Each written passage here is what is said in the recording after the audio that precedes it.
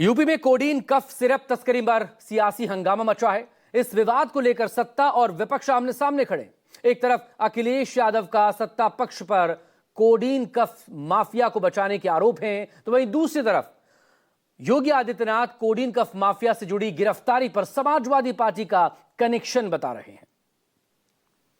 STF या UP police की कार्रवाई में पकड़ा गया है, उनके कुछ संबंध समाजवादी पार्टी से सामने आए हैं। इस बार पता लग रहा है कि मुख्यमंत्री जी का ये जो खिलौना बुलडोजर है, इसका ड्राइवर भाग गया है। यही कसूर मैं बार बार करता रहा, धूल चेहरे पर थी और आईना साफ करता रहा। यूपी के चुनाव भले ही अभी दूर हों, लेकिन 2027 की लड़ाई में माफिया पर संग्राम छिड़ने वाला है। यूपी में कफ सिरप विवाद पर सत्ता और विपक्ष के बीच सीधी तकरार देखने को मिल रही है। एक तरफ यूपी के सीएम योगी आदित्यनाथ ने मोर्चा संभाला है, तो दूसरी तरफ अखिलेश यादव भी सरकार को घेरने का कोई मौका नहीं छोड़ रहे। लेकिन प्रारंभिक जांच में सामने आया है कि उससे जुड़े हुए जिन अभियुक्तों को एसटीएफ या यूपी पुलिस की कार्रवाई में पकड़ा गया है, उनके कुछ संबंध समाजवादी पार्टी से सामने आए हैं और समाजवादी पार्टी जो अपने कार्य के अनुरूप जिसका जो बदनाम हो चुकी है और पहले से कुख्यात है, इस पूरे मामले में भी उसकी संलिप्तता आएगी। इतना हो जाए बुलडोजर चल जाता है, बुलडोजर तैयार रहता है। इस बार पता लग रहा है कि मुख्यमंत्री जी का ये जो खिलौना बुलडोजर है, इसका ड्राइवर भाग गया है। चाबी खो गई है लगता है इसकी,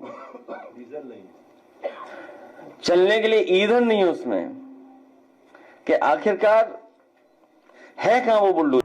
जिस कफ सिरप पर यूपी में सियासी संग्राम छिड़ा हुआ है, दरअसल वो पूरा विवाद मुख्य रूप से 2000 करोड़ के अवैध नशीली दवाओं के कारोबार से जुड़ा है, जिसके पीछे नेता, माफिया और बड़े बड़े रसोखदार के होने का आरोप है। यह हंगामा तब खड़ा हुआ जब यूपी, राजस्थान और मध्य प्रदेश समेत कई राज्यों में बच्चों की कोडीन कफ सिरप पीने से मौत हुई।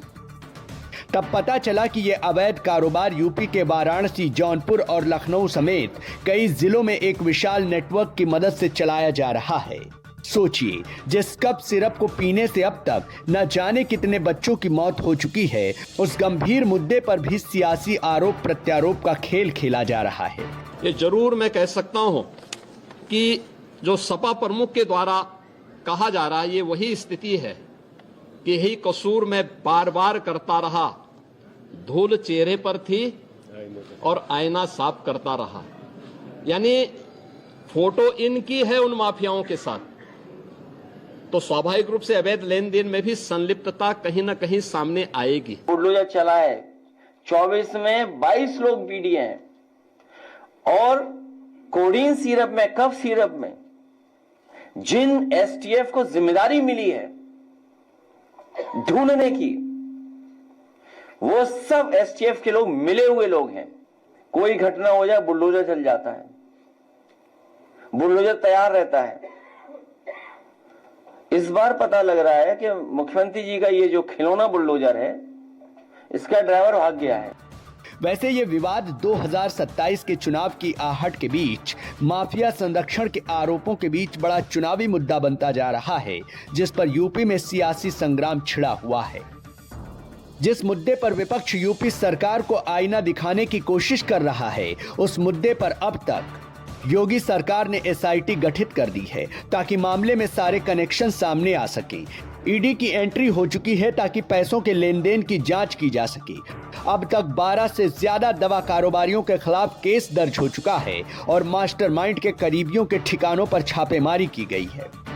सवाल है कि जिस मुद्दे पर यूपी में सियासी तूफान खड़ा हो चुका है, उस कोडीन कफ सिरप के काले साम्राज्य के पीछे कौन है? वो कौन है जो बच्चों की मौत का जिम्मेदार है? क्या जिन लोगों की गिरफ्तारी हुई वो जिम्मेदार हैं, या फिर कोडीन माफिया को बचाने के लिए गुर्गों को बलि का बकरा बनाया जा रहा है? सवाल है कि वाराणसी का एक मामूली मेडिकल सप्लायर कैसे देखते ही देखते नशे का किंगपिन बन गया? क्या यह सियासी संरक्षण के बिना मुमकिन है, जिसका नेटवर्क यूपी, बिहार, राजस्थान, मध्य प्रदेश समेत दुबई तक फैला है? Bureau report, news 24।